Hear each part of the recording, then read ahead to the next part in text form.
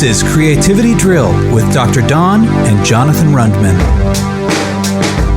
Hey everybody, this is Jonathan Rundman, your co-host on Creativity Drill. Thank you for listening. We got to say some thank yous not only to you listeners, but to some other people too, especially these days to Edina Magazine, our neighborhood magazine right here in the corner of Minneapolis, because they did a feature story on our podcast in the March issue. And so we got some new viewers and some new readers and some new listeners from that article. So thanks for the coverage. Because of that article, it brought us to our guest of the day, Roseanne Cheng, who also lives here in our neighborhood, and she read about this podcast in the magazine, and she thought, hey, I should be a guest on this show. So she contacted us, and man, she's the perfect guest. She's an author and a totally go-getter and quite the inspiring and driven artist. So you're going to enjoy our conversation with her today. Roseanne Cheng. Oh, yeah. Check out the written work of Roseanne Cheng, our guest for the day. She's got a couple books that you can find on Amazon or at her website. She'll tell you about those, and you'll get to know her. And we're going to have a little Edina neighborhood party right now with our new friend, Roseanne Cheng.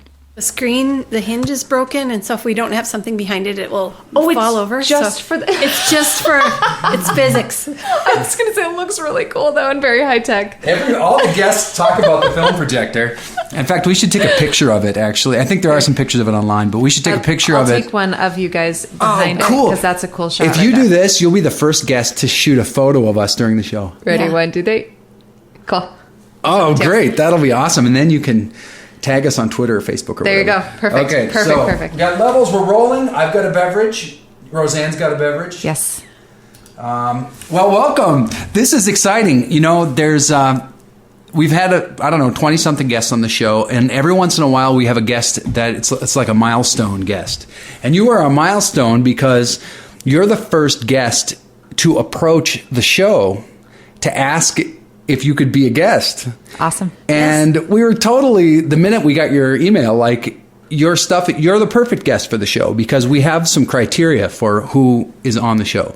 And the criteria is that the guest has to have, they have to be like a professional. So they have to have art that's publicly available, and your books are on Amazon and at your website.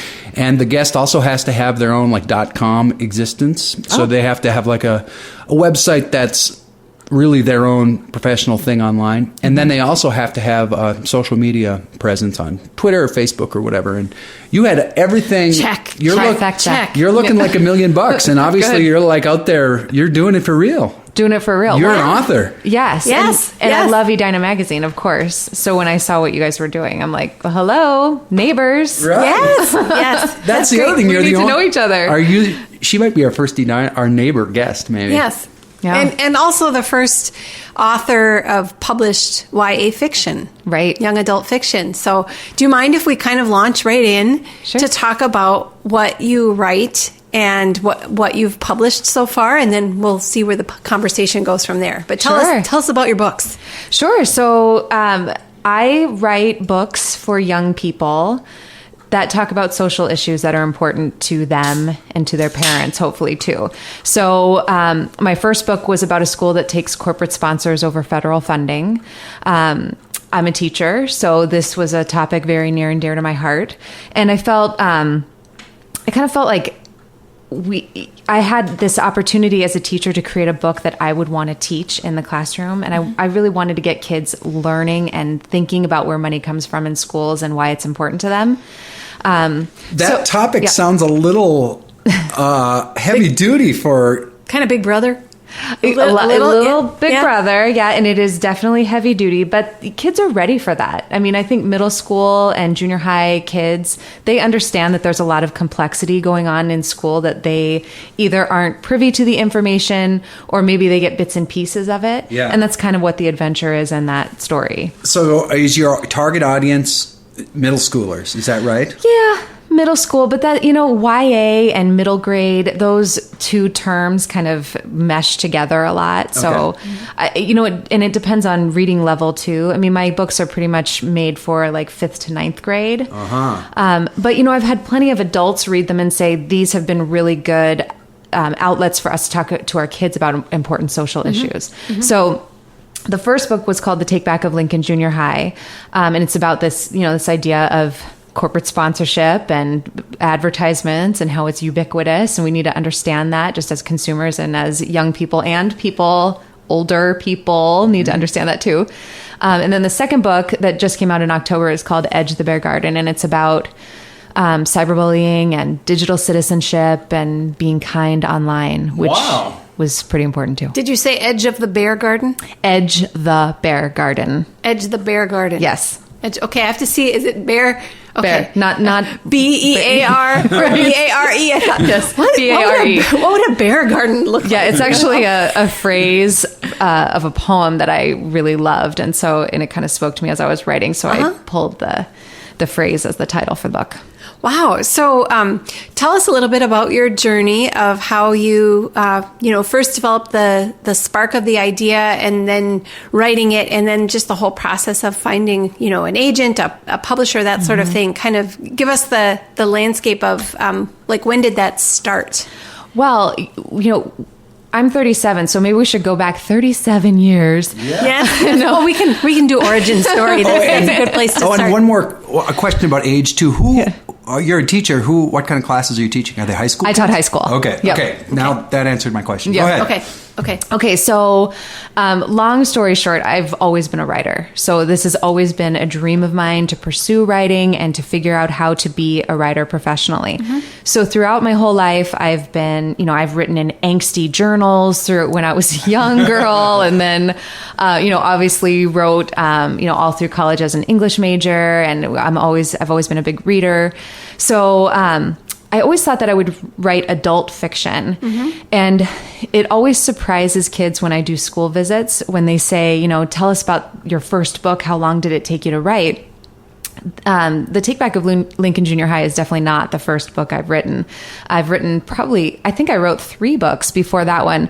And the reason that they're not published is because they're terrible books. And I discovered through that process of writing for an older audience that it really wasn't authentically my voice that I wanted to write in. Oh, yeah. So, and Malcolm Gladwell talks about that in The Outliers, how it takes, you need however many thousands of hours of practice to do 10,000 something. hours Thank to be you. an expert. 10,000 hours, exactly. So I I think that was part of my building my 10,000 hours.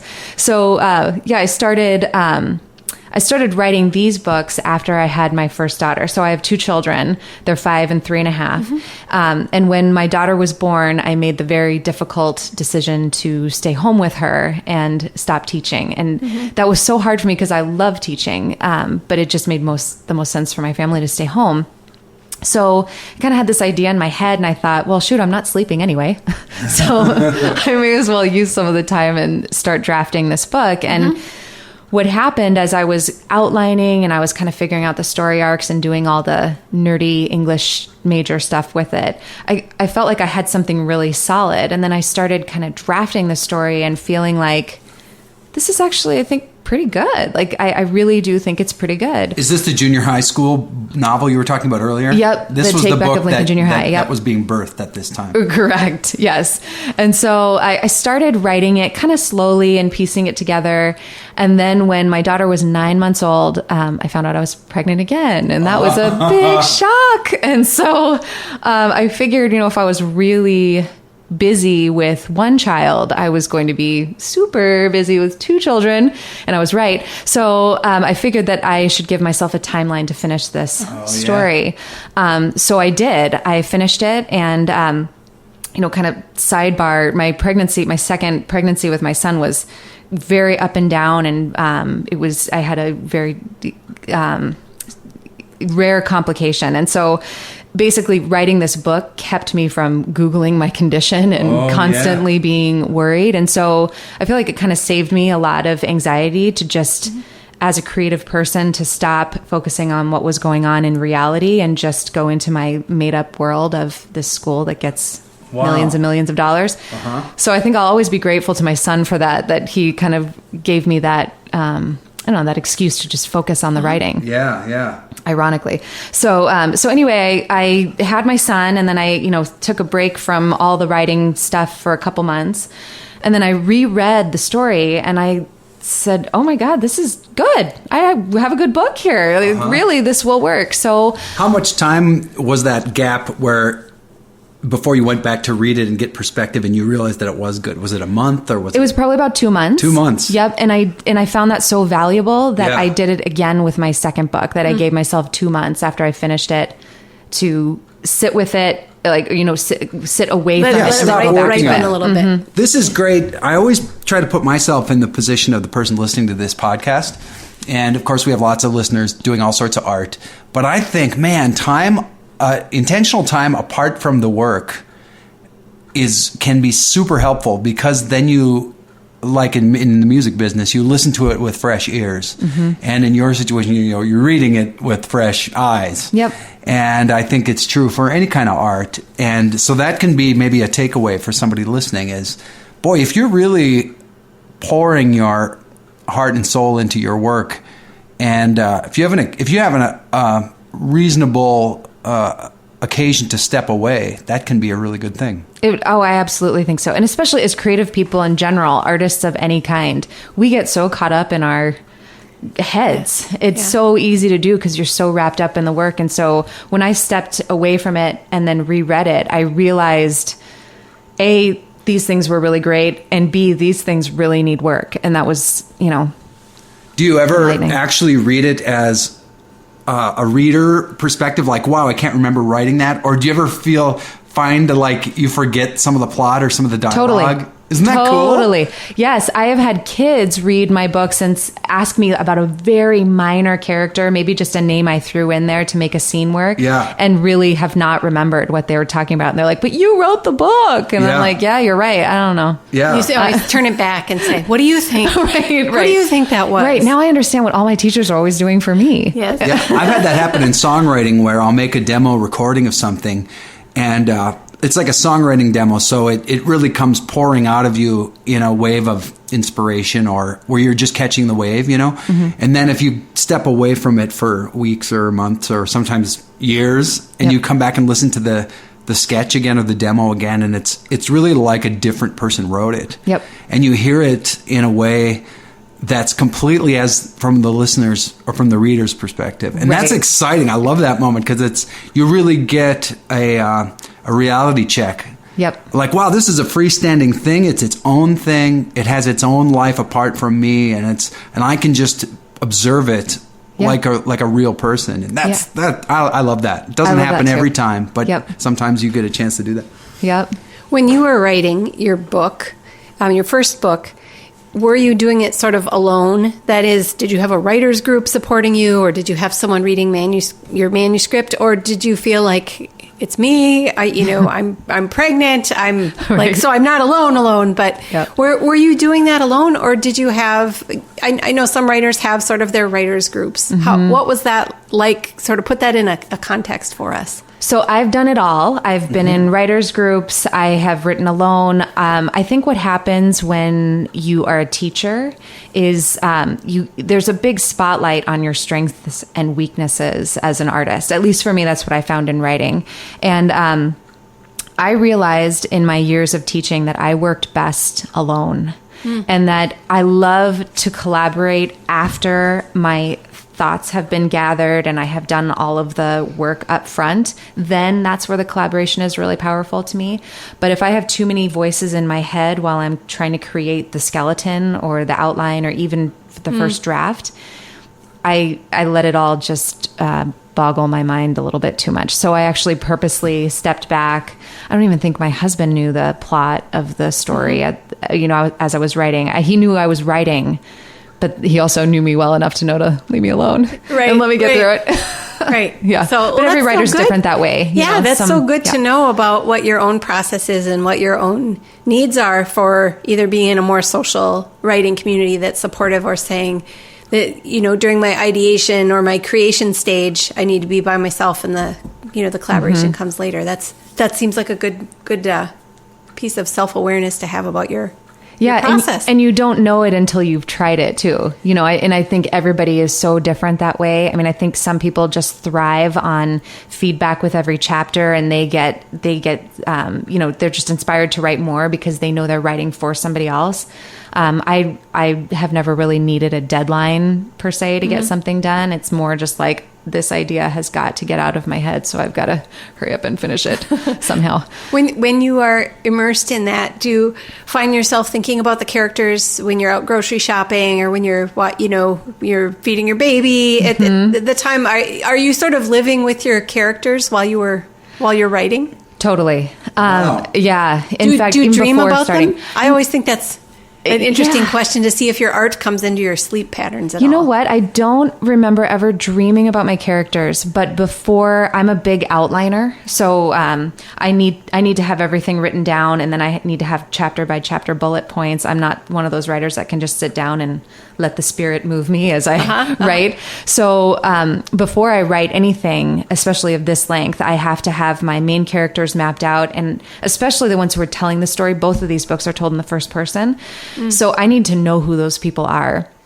And it's just like you said, walking through the grocery store with them, just thinking about how they would approach situations. In my second book, one of my main characters is very tormented. She's bullied. She is strange. She's probably not super likable. So I really needed to sit with her for a while and see what her perspective on the world would be. So I have to do that first. Then usually once I start writing, that's already happened. We're already buddies. Do you have like a dossier on each character where you write like their histories and their relationships so that in the middle of a plot wave, you can go back and fact check yourself?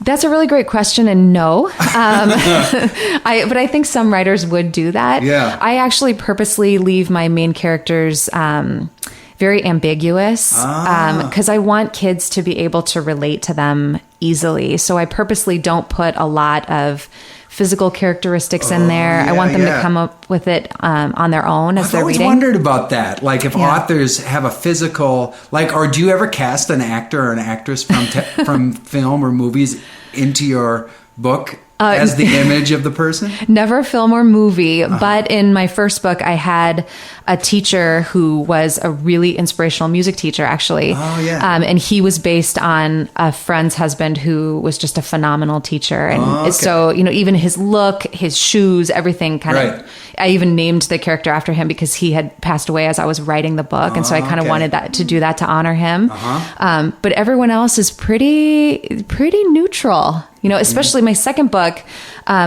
just to mix things up even more, my narrator is genderless and nameless. Just because of this whole... I'm really fascinated by how the internet is such a wonderful and terrible place at the same time. And I wanted to have a narrator that didn't necessarily they definitely fell into a group, but I wanted that group to be determined by the reader. So I've had many people read the second book and say, "Oh, your narrator, she blah blah blah," and I'll say, "Well, how do you know it's a girl?" "Well, didn't you? It is a girl." "I never said that." Oh. "Well, then why would you think it's a girl? Because girls get more involved in social media bullying? Is that what you're talking about?" So it kind of inspires another conversation that way, which is the whole point of my books, is to get kids talking. Yeah. Wow. Yeah. About, we have a daughter and a son. And a son. And they are teetering at the brink of social media appropriateness. Like they're, we have the son's in middle school, and I think he's a good online citizen. And I think he goes to school here in Edina Public Schools, and I feel really good about their internet education, like helping their students use the web, like they have to with modern society. And so I feel like he's well equipped. There's been extracurricular classes on online citizenship, which I think have been really good. And I also feel like the school is his portal to getting online. Like he has an account that is logging in through Google, which is in a platform that the school controls. So I feel good about like the filtering that's happening through the school, logins and stuff. So anyway, all that being said, there's a lot of danger out there on the internet. So much. But I feel, at least at this point, fairly comfortable and happy with their online access. Yep. But obviously that was a motivation in your book to write about online bullying because you're aware of that. It's everywhere. And I think, the schools, particularly here, I know do a wonderful job. Yeah. But there's only so much they can do. Right. They can't police Instagram, and they can't police Twitter, right, and Vine, and all the other stuff that is out there. And so, I'm fascinated by that. And I think just using that term citizenship is so important. That's, to get your kids to understand. I've had lots of parents ask me about this. Like, well, how do we know? What should we download? What should we be using in order to control their social media usage? Yes, you should have access to their social media. You should certainly have their passwords. But when they're old enough to have an iPhone, that means that they understand what the word citizenship means. Yeah. And that they are responsible online, and the things that they say and the things that they don't say matter. Mm-hmm. So if they see something happening and they choose to ignore it, that is a choice that has effects, just as if they were doing any sort of harassment or bullying themselves. And the term bullying is so overused. People kind of shut off when you talk about bullying because it's like, well, bullying is so harsh, and people have like very visceral feelings about it. But it's more than just bullying. It's getting kids to understand that every picture they post online, that follows them forever. I mean, forever. They want to go get a job somewhere. All someone has to do is Google your name and images and look and see what comes up. Yeah. And we did not grow up in that time. Yeah. So, I don't relate to that. Even, I can teach it until I'm blue in the face. Like, it's really important that you're kind online, but I can't really relate to that as well as, say, some of these people who have horror stories of tweeting one stupid joke and having it ruin their lives. Did you see your students in your teaching days struggle with internet issues? Totally. All the time. Because they were high school kids. High school kids, yep. And I saw it in all the time and in all different ways. And, what was always fascinating to me was the hurt feelings. So it wasn't necessarily this deliberate act of being mean to each other, but just like so-and-so sent a picture of these two people and the hashtag is BFFs forever. And you send that, and of course that's wonderful, but then, someone else sees it and maybe that hurts their feelings. And it's like, it causes this domino effect. And I'm not saying you don't do that, because it's wonderful. I love Instagram. I'm on it all the time. I think it's fantastic. It's my favorite platform. Oh, it's so fun. Yeah. It's so fun. But just understanding, as adults, if you put a picture of your family up there and you say something mean about, your crazy aunt so-and-so, she might see it. Yeah. I've done some activist songwriting in my career where I've felt moved to make a statement about a social issue. And I guess I'm thinking about which came first, the chicken or the egg here, in terms of the artist perspective. And I think in those cases, I saw the cause, or the activist cause, and then I set out to address that as a songwriter. And I also think, I suppose it could happen in reverse, where I'm just writing as a songwriter without any goals, or without a goal of being a protest singer or whatever, and then having it just happen naturally in the creative process. And so I'm wondering which came first for you in the chicken and the egg scenario as an author. That's a great question. I think for me, it always goes back to that Toni Morrison quote where she says, I just wrote, when I think it was someone was interviewing her about The Bluest Eye, which is her first book. And she said, I just wrote the book that I wanted to read. And for me, I felt like I was writing the books I wanted to teach.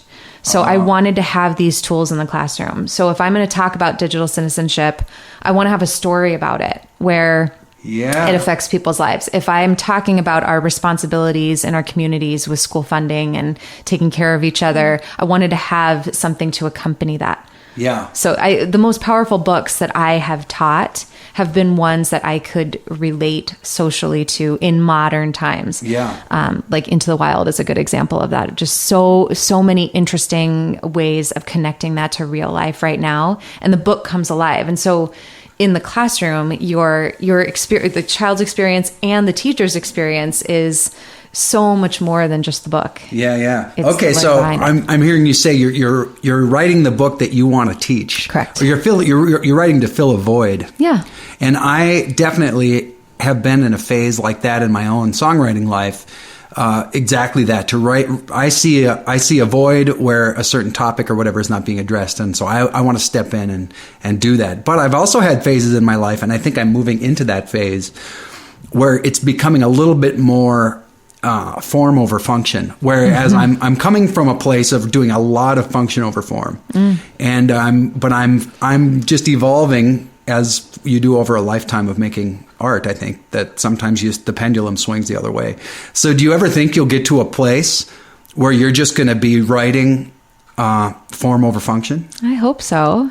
Yeah, I hope so. Have you been there before, like in previous years? I guess because you have 2 books out. Yeah. And they're both... And 3 books not out.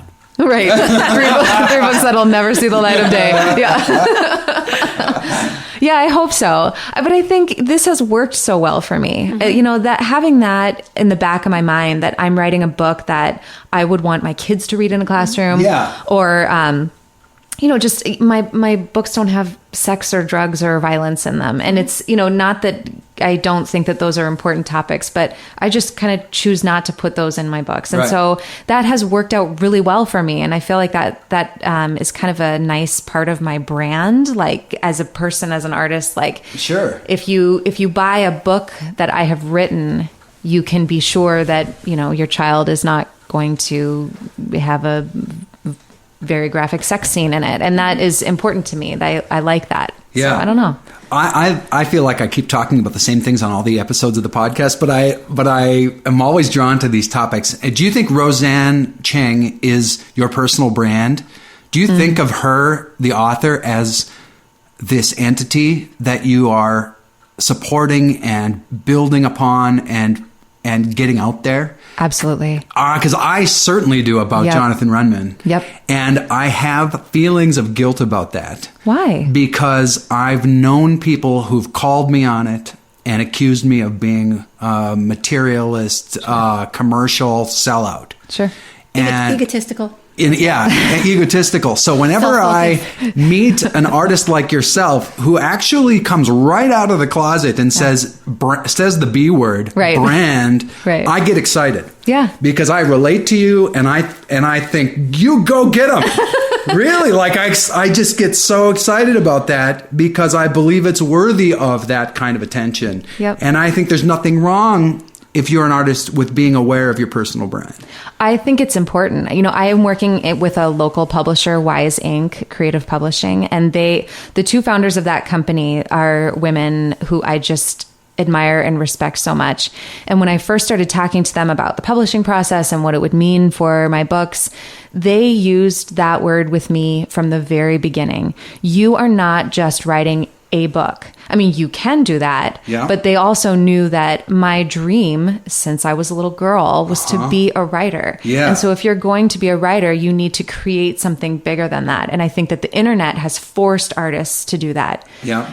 It's not the same as, you know, Hemingway going to Paris for however many years to write his books in a coffee shop. I mean, that's just not the reality anymore. Right. And if you want to sell books, if you want to get out there, you've got to create a name for yourself. And that name is your brand. Yeah. And you have to stand by it. And that's what's so important. That was one of probably a billion pieces of advice that I got from my publishers. Yeah. How did that... Well, you should tell us how you got the publishers in the first place. But before you do, like, how did that feel? You meet with these people who are sort of your patrons, your encouragers, your source of guidance, perhaps, whatever. And they tell you this thing about personal brand. Mm-hmm.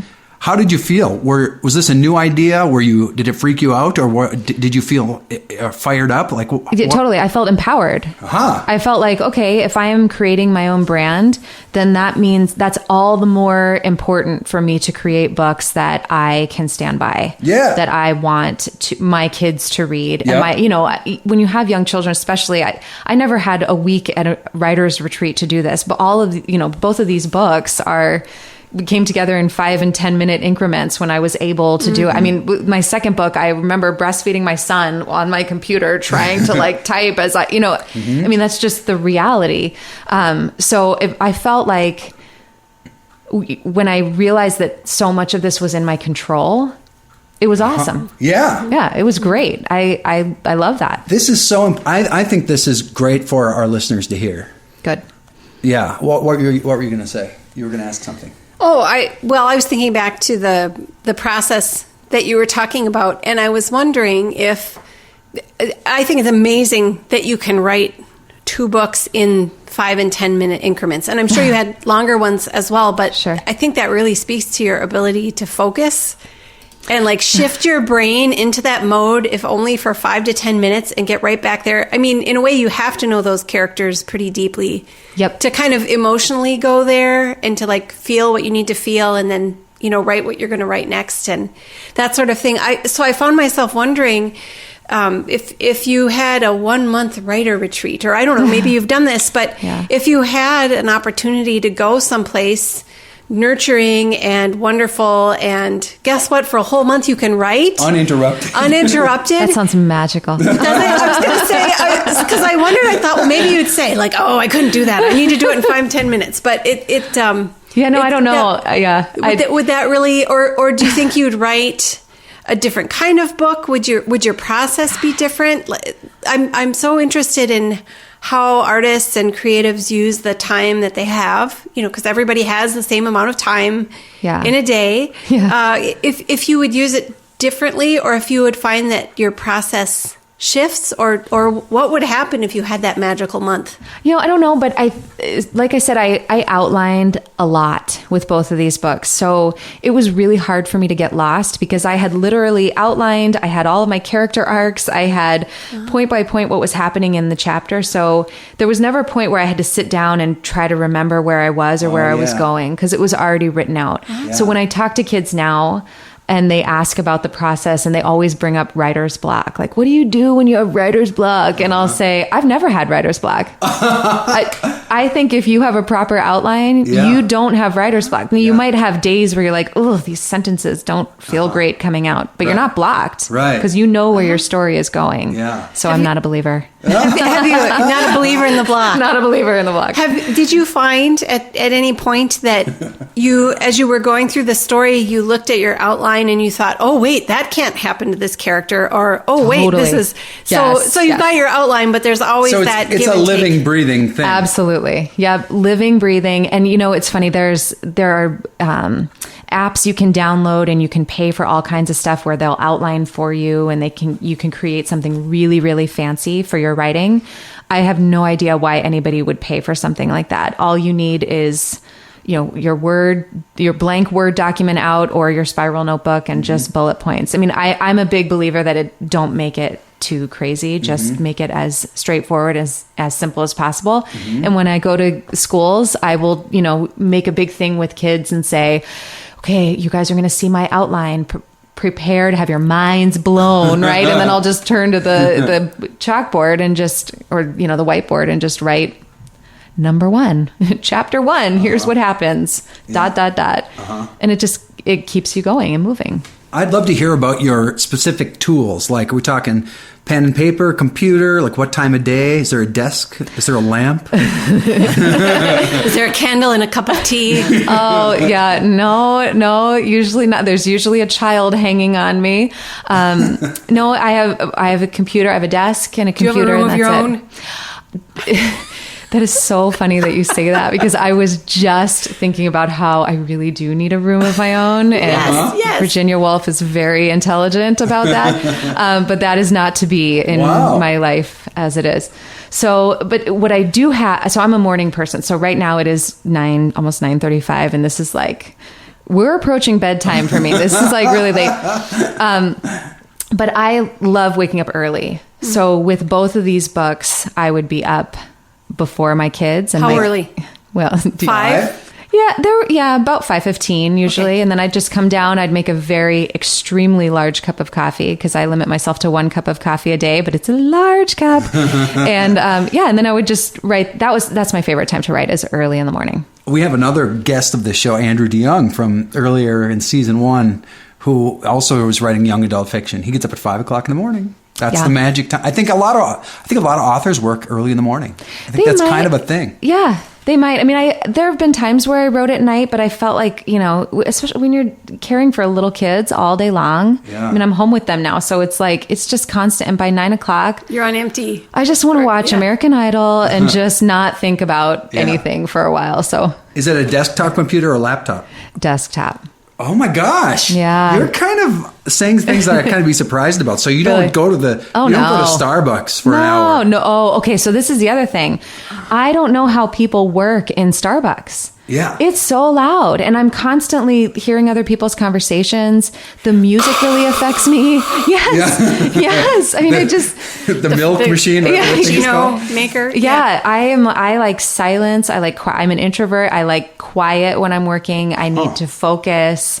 And I mean, I love Starbucks just like anybody else, but not to work. Is this desktop in a bedroom? Is it in your laundry room? Where is this thing? Well, sadly, it's in my kitchen.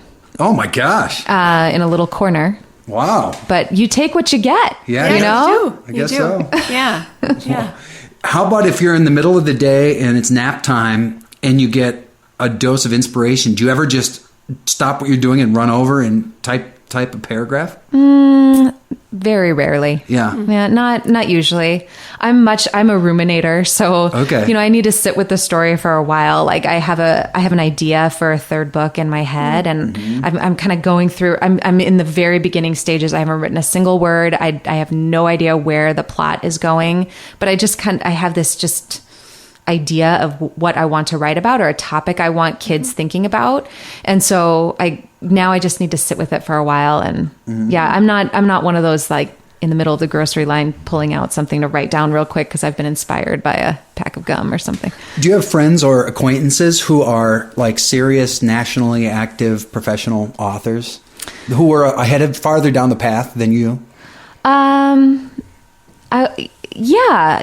met actually quite a few people. Minneapolis is just the coolest place to be an artist. So I've met a lot of writers through just publishing. I mean, because I'm wondering if they've been inspirational to you or if you've gotten some tricks from them. Yes. Or like mentorship kinds of things, or even just from observation. And if like, what do you pick up when you meet somebody? Because I know for me, like when I started to meet actual musicians who were full-time sort of nationally touring recording artists, that was the best possible education anybody could get, because I had been slogging it out on my own forever. And then you meet someone who's down the path from you or a few rungs above you or however you want to say it. And if they're cool, that's the best inspiration possible. So what did you draw from these relationships? What I have drawn from meeting people further down the path than me is that they either they can often be jaded by the process. So that's the first thing that sticks out in my mind. And that it's not all roses. And when I have I'm thinking of one author in particular, who shall remain nameless, but we talked for a long time about the writing process, and the overall tone was, I feel like I should be much bigger than I am. And to me, I'm looking at this person going, you're amazing. You're like, you have just accomplished so much. Right. And it was more bitterness over the path. So I don't know. I think everybody's journey is different in the arts. Yeah. And so to me, I have never equated success with necessarily making tons of money. That would be great. But that's not how I've really measured success. I really wanted to just get books out there and get people talking and enjoying them, and that's happened. So I get a little bit leery of just looking too far ahead and getting overwhelmed. Yeah. But yes, I've gotten some tricks and some, just more about like social media presence and Amazon and how it's really not an awesome tool for writers. They just take so much and like selling your work, work and but reviews you sort of have to do and all it. that stuff. You do. Yeah, you have everybody to. does it. So you have to have an Amazon. Well, you know presence. what's cool though is if you're there, you're findable, and then the savvy consumer will just go to you directly. That's what I always hope. I think that happens to me. I'm on Amazon too, and they do take a huge cut. But like if you go to, I know your website do you also have RoseanneCheng.com? I don't. No. Have you been there? Is it another person? Oh, I don't know. Would there be another Roseanne Cheng? I have no idea. Oh, I don't know. I think if you don't have it, even if you don't use it, I would say buy it and direct it to your other website. Look at you. See, this is exactly what I'm talking about. You get these little tricks from... Because, really for any artist, even if you're going to use a different entity other than your name as your .com, I think if no one else owns that URL, I think you should stop what you're doing and buy it now. ASAP. Well, now I'm fascinated because it's probably, if it's out there is an Asian woman with RoseanneCheng.com and she's going to be like, why does this white girl want to buy RoseanneCheng.com? Ooh, hang on. You guys keep talking. I'm going to go look it up. Okay. I'll be right back. We're going to find out if RoseanneCheng.com I love it. And he'll come back. Let me ask you while he's sleuthing, have you found that you are interested in possibly writing for other genres? And what I'm thinking of specifically is after having 2 kids, and I'm sure reading to them a lot, do you ever sometimes think, I need to write a children's book. I need to write a book for toddlers that's a board book that's not like what I'm reading. Or do you feel like that YA genre is really your sweet spot for saying what you want to say? I think it is. Yeah. I mean, I obviously read to my kids all the time and I love children's books, but to me, there's such a visual element with children's books that I just don't have. I'm not a visual artist. The guy who did the covers of my books, Kevin Cannon, he's actually a Minneapolis artist, and he just... when he sends me his artwork, it brings tears to my eyes because I just think, you so get me, like you so get what I'm trying to say, and I do not have his gift of. Did he do that book I see on the top there? He did both. Oh, yeah, they're both beautiful, but the Edge, the Bear Garden is absolutely so cool. I know. He actually sent it to me and he said, I've got a couple of sketches here you can take a look at, and if you're not happy with them, we can go with some other concepts. And I was like, are you kidding? This is beautiful. It's exactly what I wanted. It looks like a graphic novel. Yeah. Or a movie poster. I mean, it's very, very cool. He's a cartographer, and he's also he does a lot of work for the Star Tribune, and he has also done graphic or comics. So he's incredible. Even the font, the typeface is awesome. Your name is so cool with the lowercase. It looks so good. It invites the reader because they want to know what's going on there. Yep. So we won't tell any more about it so that the people listening will. We want them to go to online to see what it looks Edge like. the Bear Garden. And by the way, that domain is yours if you pounce. Sweet. Good. Oh, it's your action item. So do it now before this podcast goes live, and then someone else grabs it. I'll do it tomorrow at 5 in the morning. Totally do it tomorrow. Yes. Yeah, that's funny. I think being an author is so much like being a musician in that you're providing the content, but then that content needs to be packaged for the consumer. Right. And you need a designer for the packaging. Yep. You need an editor or many editors. Yes. And for a musician, you have a mixing engineer, you have a mastering engineer, you have a graphic designer, and really those roles are being played as well in the publishing world for sure.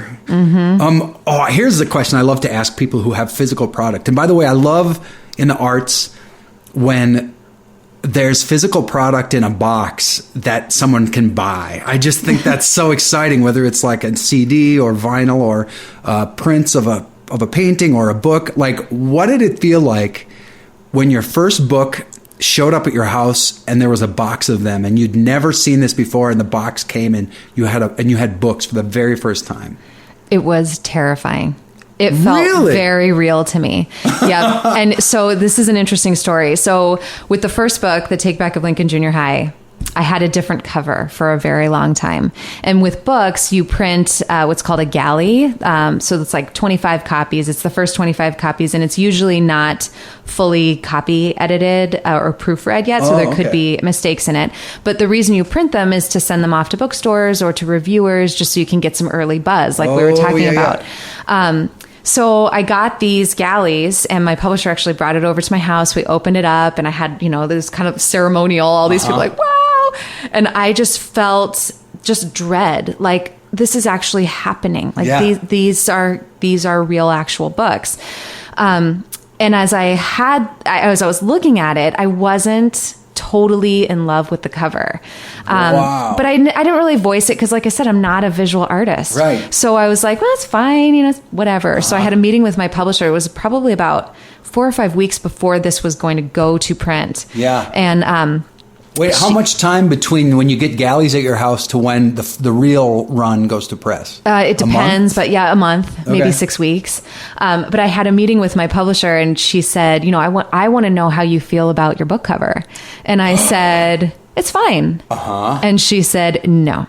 That is the wrong answer. Wow. When I ask you how you feel about your book cover, you should have tears in your eyes. You should be dancing in the streets. You should feel like it's the best thing you've ever seen. And I said, well, I can't really say that. So she was the one. And this is why, I talk about Wise Inc. so lovingly, just because they have helped me through this process in so many ways. And this is just a great example of how they said, they kind of just stopped what they were doing. Yeah. And they said, you need to meet Kevin Cannon, who is here in Minneapolis. I think he'd love to read your book. They gave him my manuscript. He read it in a weekend. And I think it was like maybe 2 days later, he had given me 6 concepts for this cover. Wow. All of them were so good that I had people fighting over which one I should choose. And they all would have been great. I ended up going with this one, but any of them would have been fantastic. Wow. So it was one of those things where, wow, yeah. Then when I got the final product, I felt more like it was right. Yeah. And I think I didn't quite recognize that when the galleys came and I felt this sense of dread. It might have been just because I wasn't in love with it in the way I really wanted to be. Yeah. Right. Yeah. And the first time you make a book or a record or whatever, the first time you do anything that's that's commercially available, you don't know what to expect. You're just learning how the system works. Exactly. So that happens to everybody, especially when they're just cranking out their first thing. So I think a good lesson to take away, well, one, that your publisher is awesome. Awesome. Yeah. What a great thing for her to say to you. That's a great story about the process and trusting your gut. Yep. Because it's your story. Yep. They are truly, truly wonderful. I've talked to so many people who are, want to write books and they want to publish, and what should I do and where would you go? And to me, especially if you're in Minneapolis or anywhere in the Twin Cities, you should call Wise Inc. because they just really believe in what they're doing. Yeah. So. Well, I also think that so many artists, especially maybe early in their career, they settle. Right. Because they don't know any better, or because they're afraid of hurting somebody's feelings or being a diva or whatever. or they don't want to be known as difficult to work with. Right. If they feel like that, maybe they're not going to ask me to do a second book or that sort of thing. There's risk involved. There is. In saying that you're not fully engaged with what the cover artist has created. Right. And if you have a publishing deal or if you have a record label, then you do have less control because they're funding you, so they can sort of have a say. Exactly. But if you're an indie, you shouldn't settle. Exactly. In fact, that's the beauty of it. Right. Exactly. And I would say, I don't know if this is true for authors, but I notice it with musicians. I think musicians are too quick to complete their record and get it out. Mm-hmm. And so they rush through mixing, they'll rush through mastering, they'll rush through artwork, and they'll rush through manufacturing just because they're playing the bar down the street in 2 months and they want to have their record for that. And I always think like, oh, for Pete's sake, just relax. This thing is going to last for eternity. Yep. So it's better to wait an extra 6 months to get everything, to get your ducks in a row. Yep. And then put out something because especially, I don't know, I think the way with technology going the way it is, like stuff lasts longer than ever now. It lasts forever now. Yep. And I feel like the demand on the artist is higher, and on the public's expectation for quality is higher. Yep. And I know that since in the last 15 years, since the internet has exploded, that my own standards are much, much higher than they used to be. Yeah. And as I get older too, like I'm raising the bar for those kinds of issues. Yeah, and it's not about beating the clock. It's about having a really quality product that you believe in. Yeah. That's gonna have legs. So then the box comes with the final book, with the cover you like. Yes. What was that like? Awesome. Yeah, it was pretty awesome. Oh, that's great. That's Yeah. great. I have to share a story that just happened yesterday. When you were talking about feeling the dread when you saw it, I had an experience yesterday where I had dread for a different reason, I think. So by now I've published where I work, like my name's been on a lot of things that we've published, like we published curriculum, and so it's not a big deal anymore, really. But we just published like a baby toddler Bible. Okay. And it's a board book, so they had to produce it in China. And we just got an air shipment of these Bibles yesterday. And so I was in a meeting, and the person in our purchasing department who had received the copies, like she was going to walk them down to this meeting we were in. So we were so excited, and it was this Bible, and so before she came in with the copies, I had some printouts of some posters that we were making based on the images from this Bible. And I looked down at one of these posters, and it was the scene with little baby Moses in the basket and hiding in the reeds. And what we had done, because this Bible has a lot of stories about babies, is that we had to make sure every baby's hairline looked different, so that baby Jesus would look different than baby Moses, would look different than the baby that Jesus was holding when he was blessing the children, which would look different than baby Samuel. So all the babies had different hair. And you focused on the hairline. That is interesting. So that was what, because everybody so they're all swaddled. So anyway, I look down at this poster, and here's little baby Moses in the basket, and then about 2 inches above the image of baby Moses in the basket is his little curl of hair. Oh no! Like just floating in the water. Oh no! And I looked at this and I thought, oh my goodness, we sent the files to this printer in China, and when my colleague comes down with the Bibles, we are going to see this floating curl of hair. And we missed it. Like, of all the people that looked at it and all the rounds and things like that, we're going to have to. So already I'm like, okay, who can I talk to make the errata change? I feel so terrible. Who do I need to apologize? Like, I was convinced that, I would not be able to enjoy this Bible because this little floating curl of hair. So then I see that there's only one copy of the Bible, and so the person across from me has it, and I see them turn to the story of Moses, and I realized, I had looked at the poster that had all the text stripped out of it, so it was just the images. And so when I saw this going on across the table from me, I could see there was text in this space. So I thought, oh, maybe we missed it because the text actually goes over the curl of hair. Oh, so that's at least a little better. It's not going to look completely wrong. So I'm waiting for the Bible to go around the conference table because everybody has to look at it. So of course I turn right to the story of baby Moses, oh no, the curl of hair, it's there. And so I looked at the spread, and he had his curl of hair. Oh. And so I breathed this huge sigh of relief. It's a miracle. It was a miracle. It was a miracle, in the second miracle in the river there. And so we figured out later it must have been that the designer making the poster, somehow the layers of the file, the curl, the Photoshop hair, the curl was like a separate layer, and so it had somehow gotten separated just for that particular application of these routes of poster. So it will all work out fine. Oh man! But when it's such a big deal and you're like, oh my gosh, is it right? Is it right? Is there an error? Is it? Well, anytime you're manufacturing thousands of something on you, especially if it's on your own dime. Yep. There's so many moments that could go wrong. Oh, it's terrifying. Yeah. It's a huge burden. It's crazy. Huge. Proofreaders. I think I had 4 professional proofreaders do my first book. I was less crazy with the second book, and it's partially because now that I have published 2 books, I notice the errors in professional books all the time. Oh, yeah. I mean, all the time. It's crazy how many typos get into the bestsellers that you're buying at Barnes & Noble. Yep. And so I'm just like, so what if there's a typo? Fine. Like obviously you do your due diligence, but you don't like lose a ton of sleep. Well, it's like having a over it. baby where the first child is like you're paranoid, and the second kid you're like, yeah, can go eat that play off in the the yard floor. by yourself. That's a wonderful analogy. Yeah, it's exactly like that. How did you get your publishing deal? Okay. Just think of all the authors cranking out books on their computers at home who would love a publishing deal. Yeah.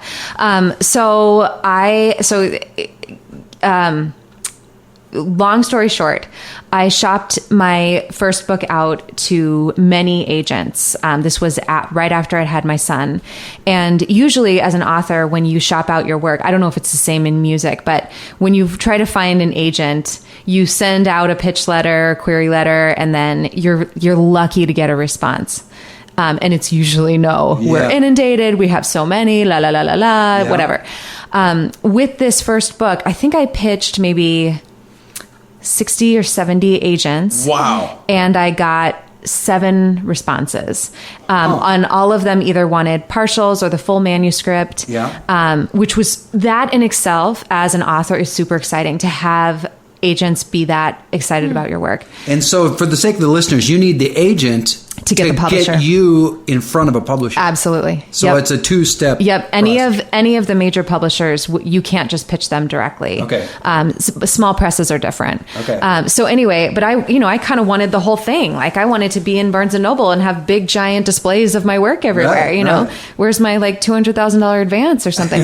So anyway, I sent out my work, super excited, and one by one, I got the rejections from those agents, and the rejections were almost like I could copy and paste from each of them. It was, we love the story, really relevant topic, we love your main character. All of them said how much they loved the main character, but they weren't sure if they could sell the book to the publishers. And the reason is there's no vampires and no sex and no juicy stuff Too like clean, that. too clean. Right. And so I was really fairly devastated by that because I just felt like the door had closed and that's the end of it. And I should just move on and not write anymore. Now, are you, is it because of Twilight and yeah, it's just what's Hunger selling Games? now. Yeah. Is it because those are just so ubiquitous? Yeah. The stakes are high. Yeah. Nice. Yeah, no, I think, they're in a business of trying to sell books. Right. They're not necessarily in the business of creating a brand for an author. Right. So I get it. It's not, I don't begrudge it, but I felt like, gosh, really, like I've got something important to say and I've written a good book. You guys have said that I've written a good book, but you're not sure if you can sell it. So I kind of sat on it for a while and then, I don't know if you guys have heard of Beaver's Pond Press. It's a small publisher based in Edina. Actually, you should talk to them. But they help authors independently publish and have for years. And so I decided to go for a meeting there and see what it would be like to independently publish. Very long story short, I met Dara through there, who was just leaving Beaver's Pond to start her own company. So her own publishing company. So Dara and I hit it off so well. And I just said in the radio interview a couple weeks ago how important it was to trust her. I felt like I trusted her to really do right by me and my book. I knew she had really liked it. So she said, hey, we're starting our own business here. We are going to have a bumpy road of it, but you know us and we believe in you and you should believe in us and let's just go for it. And so we did. And I have zero regrets. Zero.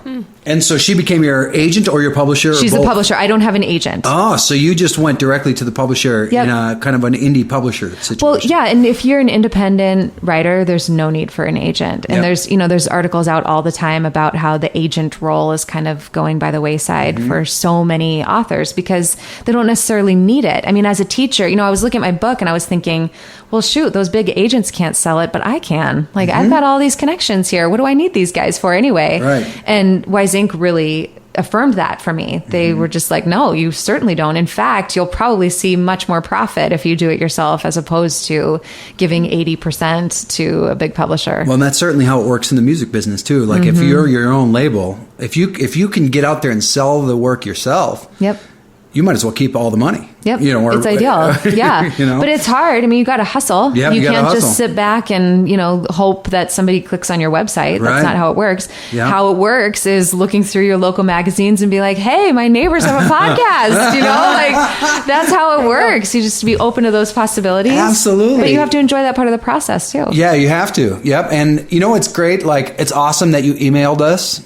And, the worst thing that could happen is that the podcast people would have said no. And big deal. Big deal. Right. Right? Right. But I think you got to ask and you got to suggest and say, and what I have found is it's amazing how many people are open to the idea. Yeah. Like, if you ask, like, you should consider booking me, you should consider reading this book or reviewing it or having me on the show or whatever it is, like, someone's got to be on the show. Yeah. Might as Right. well be me. It might as well be you. Right. And They got to read a book. You do.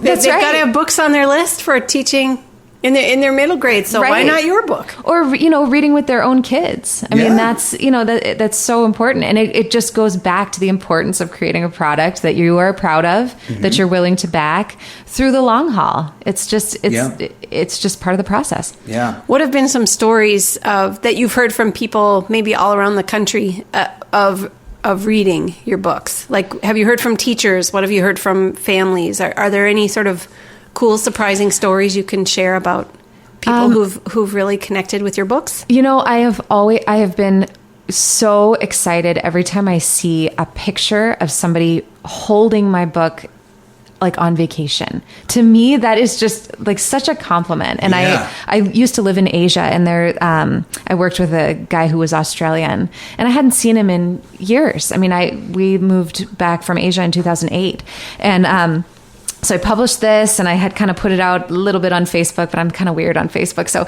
I just said, hey, I published a book. Ooh. So this guy ended up sending me a picture of him on vacation in Australia holding my book. And I just thought, this is so cool. Like, look how far reaching this can go. Yeah. And it's always fun. I've had it read in book clubs, and that's always super fun to go to kids' book clubs and have them ask questions. And both books have been edited by kids first. So before I send it off to any sort of professional adult, I want kids to read it and give me feedback. Wow. So I know one of the teachers at Rosemount Middle School, and she is fantastic. And actually, both of my books have acknowledgments to her, but she has just had her creative writing kids read the book and give me feedback. And on those days, I'll always remember just sitting in her classroom and having kids raise their hand and be like, right here, you said the word emoticon and people say emoji. And I'm like, that is so valuable that you just said that to me. I mean, that is so valuable. So it's those types of things that are just, they're touching. It sounds like part of your whole mission with this too is to take these books to schools and work with classrooms and teachers. And is that, you're like a workshop presenter or keynote kind of person? Is that right? Yeah, kind of. Yeah. And do you book those appearances yourself? Some of them I've just done through people. I do have a publicist here who's helped with some of those. But I taught at the Loft last summer. I'm going to be teaching at the Edina Community Center this summer, creative writing. And so it's like all these things lead into one another. Sure. And that's been fun too. Yeah.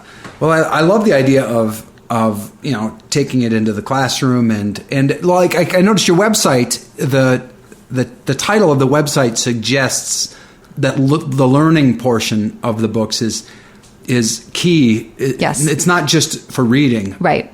But it's, there's that educational or curriculum vibe going on as well. Right. Tell us about that your website and the title and what the point of that is. Yep. So my website is called Teachable Lit. Yes, so that was what I wanted my books to be known for, to be teachable. So not just literature for fun, and literature for fun is great, and we should all read it all the time. But I truly believe as an educator that some books are more teachable than others. So I can teach anything. But I would really prefer not to teach Twilight. I would love to teach. Tell us why. Thank you as a tell parent. Us why. But just for people out there who may have read Twilight and enjoyed it, or okay. What is your take on why that's just not a very teachable robust, book? teachable book? This is a good question. Yep. It is a good question because it is, to me, not much more than a sappy love story. And I don't know that our kids need more sappy love stories in high school. What they need are stories to get them thinking about their place in the world and how they're going to make this messed up world a better place. So there's not a ton of great vocabulary in there. I can't relate it to current events. That to me is something that a kid would read on a weekend for fun. Mm-hmm. But to me, a teachable book is something that relates to something bigger than just the words on the page. Mm-hmm. So yeah, that's where it comes from. So I wrote the stories, and then as a teacher, in theory, teachers have months to prepare their lessons, and they have all summer to sit back and read the books that they have to read the following year. In practice, they realize what they're going to be teaching maybe a week before they get their students, maybe the day before they get their students, and they are, just a chapter ahead of each lesson. And that's really, really tough. And that's just the reality of teaching. So I wanted to create a study guide at the back that would help teachers teach the book. Yeah, I was going to ask if your books come with a study guide or a worksheet or something. But and it's not just in the teacher's edition, it's every copy of the book. Every copy, yeah. Wow. I'm not a big fan of teacher's editions because I feel like anything that I have, I want the kids to have. Like if that's, if it's helpful to me, it's going to be helpful to them. Yeah. So yeah, it's all the same. And it's basically just essential questions. So like in each chapter, what are the questions we should be talking about? What are the questions we should be thinking about as we're reading? That's really at the core of what English teachers do. And then, here are some small group ideas. Here are some large group ideas. Here are some essay ideas. And by the way, here's the vocabulary that I specifically used because it's hard. Yeah. And I want kids to be able to, identify some of these big vocabulary words. It's not fun. Vocabulary tests are not fun, but they're part of life. Yeah. It's cool. What are your favorite words and your least favorite words? Like in the English language. Do you have any slam dunk favorites that you just adore? Yeah, I love the word ostensibly. Ooh. I think, I really like that word. With my students, I always teach them the word didactic to describe a book. And I will say to them, this will always make you sound smart. If you say, that this book was a little too didactic for my taste, your teacher's minds will just... I'm a big fan of those words. Those are great words. I'm not even sure I know them in context, but I don't even know if I could define them myself. I just know how to throw them around so they sound right. Then you are the perfect person to be to have the vocabulary words in the back of my book. the kind of person you are ostensibly perfect.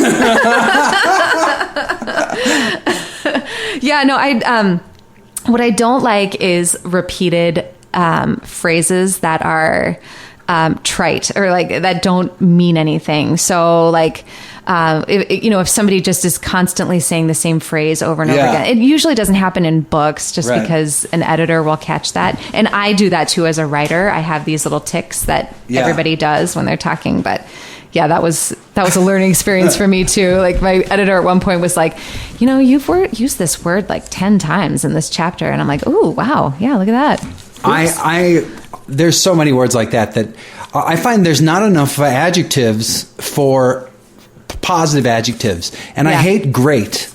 Yeah. And I find myself saying great sometimes verbally. And I wish I could just stop and retire that because it's just the useless word. Yep. And when I write, even in interpersonal emailing, I'll type great because my verbal brain says it as if I was speaking.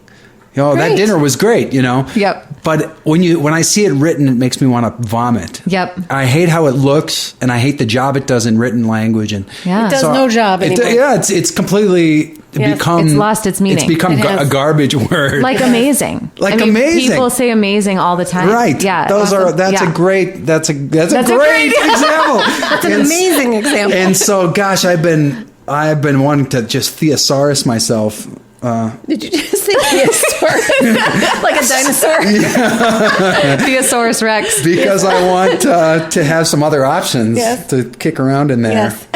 I got out. These are the vocabulary words we were studying for science class. Wait a minute. Who's we? Pavo. You and our 6th grade son. Elasticity, Wow. ductility, Love it. Ductility. crystalline, amorphous, pressure. We Wow. learned the definition of this one by singing the David Bowie song. That was really, I love it. I don't know what those principles are, but I didn't either. I Louise- knew about half of these words, so I was very glad he had the definitions right there. Parenting. We love Parenting is vocabulary. fun. What are you reading right now? Right leisure. now, let's see. I am reading, so I usually have a lot of things going at one time, reading wise. It depends on what device I'm using to read. If if I'm reading on the iPad or if I'm reading a normal book. I'm reading Jan Martel's latest. It's called The High Mountains of Portugal. Okay. He wrote The Life of Pi, Life of Pi. Which I loved. He is an incredible Did you writer. read that, Dawn? Yeah. He also wrote a book that has the word Helsinki in it. No, I think that's Dave Eggers. Oh, I think you're thinking of him. Okay. Maybe not, but Okay. I think you are. Anyway, Yeah. you're Jan. Yeah. Jan Martel. Jan Martel, Okay. yeah. Okay. So I'm reading that one. I'm also reading this other book called The Rosie Project. Okay. Which I got in a bargain bin somewhere, and I remember someone Okay. talking about it. So it's What is it like a journalist doing something? no, for it's a year? very light read about kind of a guy who's very much on the autistic Asperger's spectrum, Okay. who is trying to find a wife, and it's told from his perspective, Okay. and his view of the world is hilarious. And Okay. yeah, it's a light read too. Okay. So Do you read That's nonfiction current. too? Oh yeah. Because I kind of have a no fiction policy where I only read fiction, but once in a while, like maybe once a year or once every 2 years, I break my own rule and I'll read fiction. And Okay. my most recent fiction. So you have a non-fiction rule, meaning you don't read fiction. That's correct. Yeah, Yeah. right. I gotcha. Yeah. And so most recently, I think it was a year or two ago, I read Frankenstein, like the real wow. Frankenstein. Okay. And And that was like 2 years ago. yeah, I think I've read I think I've read another one since, but I've just forgot what it was.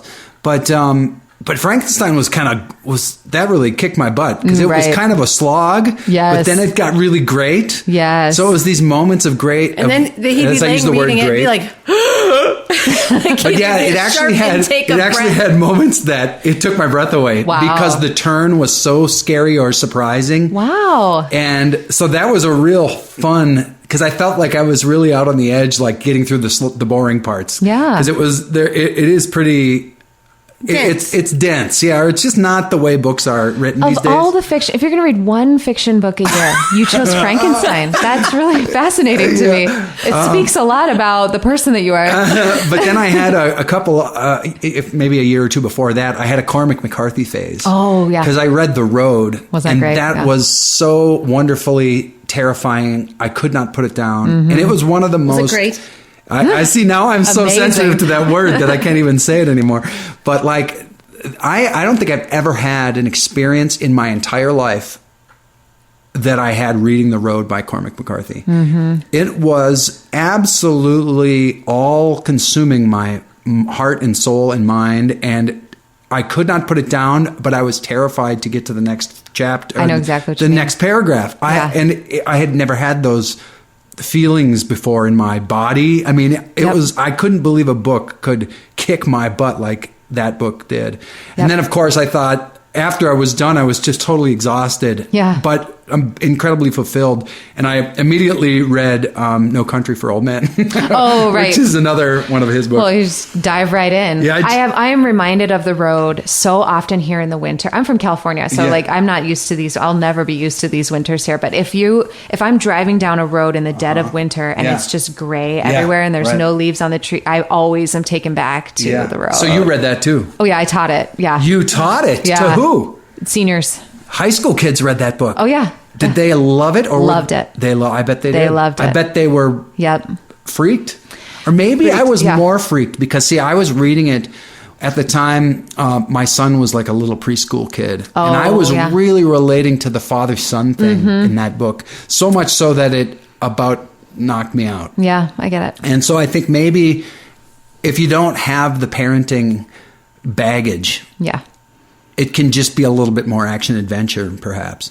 But that's pretty amazing that you taught that to seniors. Yeah, but they loved it for the action adventure, but they really got that relationship too. Wow. They just got, and the dystopia is so popular. I mean, Yeah. it really is. It is. Aren't we kind of living it right now anyway? But right. I mean, yeah, it's like a self-fulfilling prophecy. right, sadly. Oh, man. Okay, here's a question that I've been wanting to ask you. When you're writing fiction and the plot is going along, do you feel like your inclination is to overshoot the drama and have it be overwrought or cheesy and you have to dial yourself back? Or is it the opposite, where you feel like, or your inclination is that it's a little bit boring and you've got to intentionally ramp it up?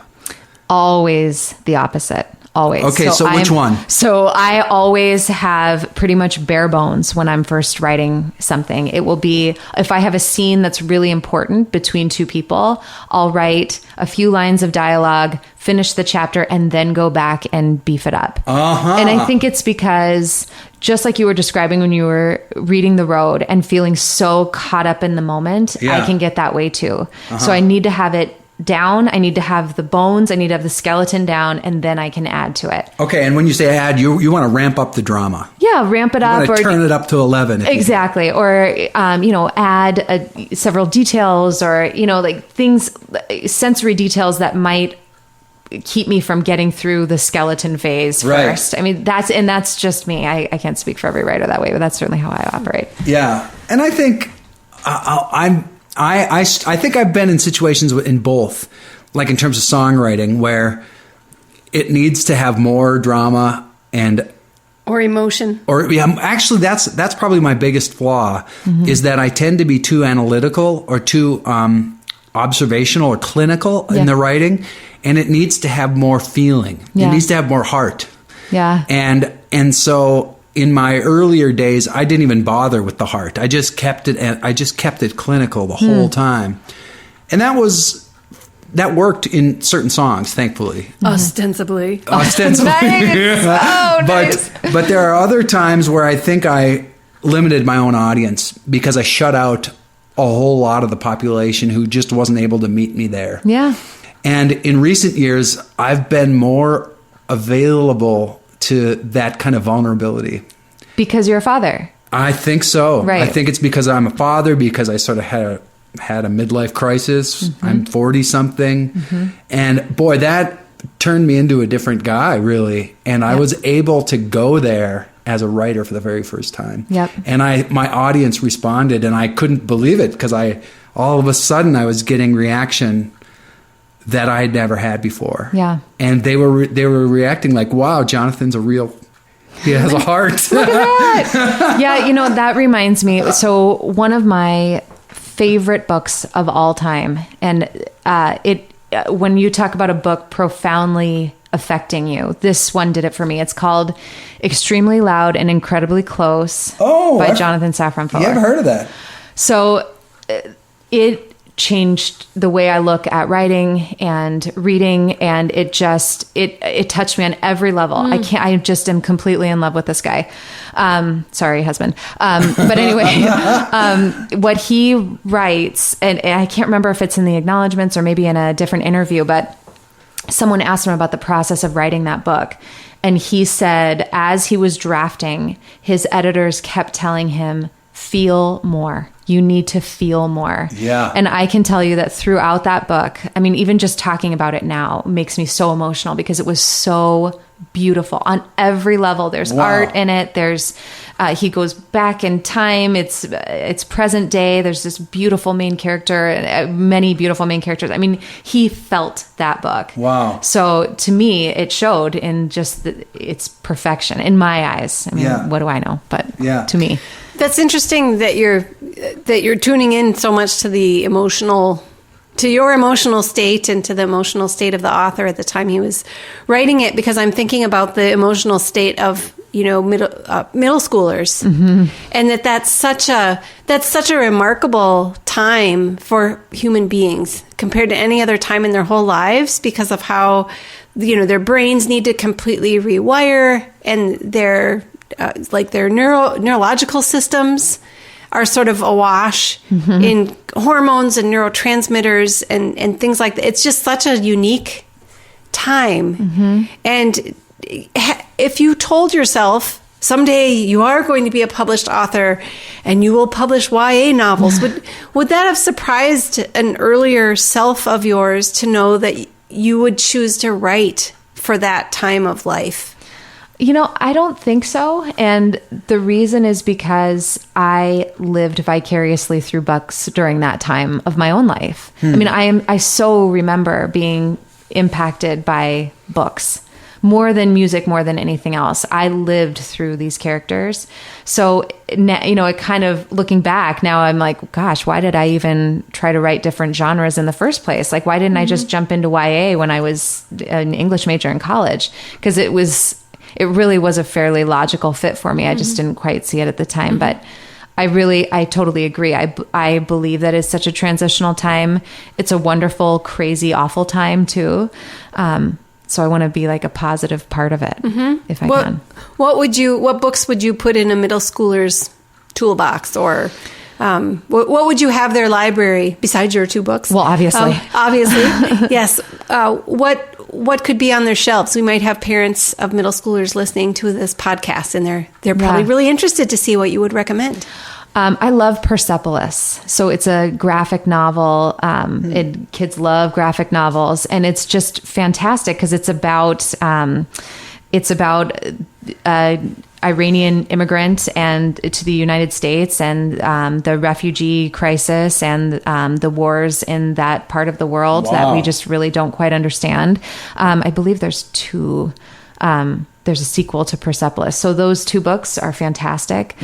I love A Tree Grows in Brooklyn is one of my absolute favorites. And that was written in like 1910 or something. But I love the idea of a coming of age story with a girl protagonist who is going through all of these emotional ups and downs, and they're timeless.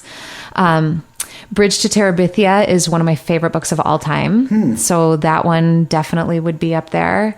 I feel like I'm blowing it on all of these other wonderful books. I remember when I was in middle school, I read A Wrinkle in Time. Oh, yeah, I remember that one too. Although I have a feeling like these days, what counted in those days as an 8th grade book, these days is like a 4th grade book. It's true. Isn't it true?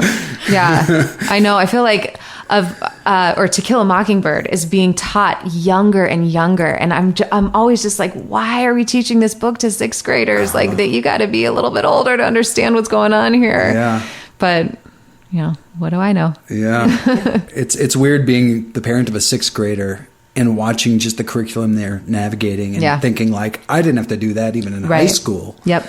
In a small town in the middle of nowhere. Now we're living in big city Minnesota here, and they're doing serious academia. Yep. In my opinion. They are. And it's great. It is great. It is great. It's so great. But it's inspiring and it's impressive, but it's also sort of like, it's a little bit shocking for my small town mind to comprehend. But wow. But it's great. It's good. It's a good place to live and have children going to school. That's for sure. Well, let's, I want to ask you a few more things, and then Dawn's going to ask you the final question. But you seem very available. This is so fun for us because we've never met you until just now, and you're our neighbor, and so we're getting to know each other. But like, you're very organized, and you also have a very good social media presence. Like, you're active. You have a lot of Twitter followers. You're really out there, and you're available. Do you want to be available to readers? Totally. Yeah. I mean, it seems like you do. Yes. And so how do you want, there's going to be hundreds of people listening to this podcast who are just learning about you. How do you want them to interact with you? Do you want them to, are you into Twitter? I mean, you said you like Instagram. Can they like you on Facebook? Yep. All of the above. I mean, whatever works for that person works for me. I've gotten emails, I've gotten tweets on Goodreads, which is such a cool writer's resource. There's this portion where you can ask an author a question. So I've had kids ask me a question about a book through that way. So I'm able to, and when I answer the question, then it kind of goes, so everybody who's read the book is able to see the answer to the question, which is cool. I don't discriminate. I mean, whatever works. I don't use Instagram for my book purposes. Yep. I use it just to post adorable pictures of my children. But yeah, I mean, whatever. And Teachable Lit is that's the website. Correct. And Yep. Roseanne Cheng, which you're going to buy tomorrow morning. That's right. Yes. Right. And then you'll just redirect it to Teachable Gosh, Lit. No. And isn't Teachable Lit also the Twitter handle? Correct. Teachable Lit. Yep. And so if a teacher was listening, they could invite you to the classroom. Absolutely. And you would just come in. Happens all the time. And if a school district had a budget and they were in some different state, they could fly you in, right? Oh, completely. Put you up and you could do a keynote. You could do a workshop. Yep. You could do a writer's group. You could teach class. Yep. You could talk to the kids. kids. And that's the nice thing about having me come to a classroom is because I used to be a teacher. So I find it's very important to me that I make the teacher's life easier before I go in. Yeah. So I always say, like, what are you working on? You working on poetry? We'll talk about poetry. If you're Cool. working on essay structure, we'll talk about that. Yeah. I really don't want, I want to give the teacher a break and not add to their huge workload. I love it when the artist is so intentionally available to their audience. I think that's really great. How about if someone wants to buy the book, what's the most friendly way, from your perspective, to get it? Like from Teachable Lit?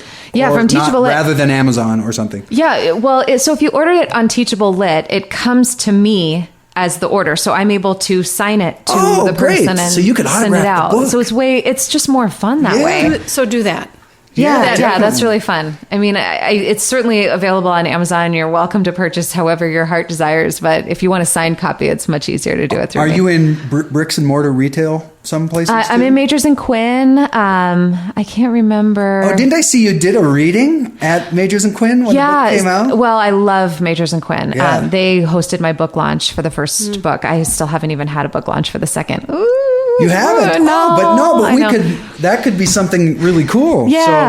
So people here in the Twin Cities, you could go to Roseanne's book launch for her new book. Right, That exactly. would be really I know, cool. I just got to get on that. Are you going to do a press campaign for the book? Probably A media I've done- blitz? Yeah. You know, I don't know. bears are very big right now with the Revenant. So you just have a bear garden, and people will come because they're like, "What does a bear garden look like?" I have it in the works right now where in the summer I want to try to get parents together to talk about unrequired reading. So the ways during the summer to keep your kids literate. Yeah. And I'd love to wrap a book launch around that, but that's Totally. in the very, very beginning stages right now. So Well, if Nice. it's exactly like in the music business where you have like a CD album release show, and I think it's not a big deal to have the album release show even after the record's out. In retail. So when did that book actually become purchasable in the world? it was late October. of Okay, last so it's year. been out like 5 months or Yeah, whatever. yeah. So I think it's not the end of the world. I mean, you can just No, schedule a it's book not. launch in sometime in It's the not. next 6 months. Yeah, but the nice thing is too, I already was established with the first book, so it was I was able to piggyback off of some of Right. that, which has been great. The first one was so much more involved to try Yeah. to launch and Cool. start. So are you also trying to court school librarians? Oh Like, yeah, Is the school library market, has that been a whole sort of separate industry to crack?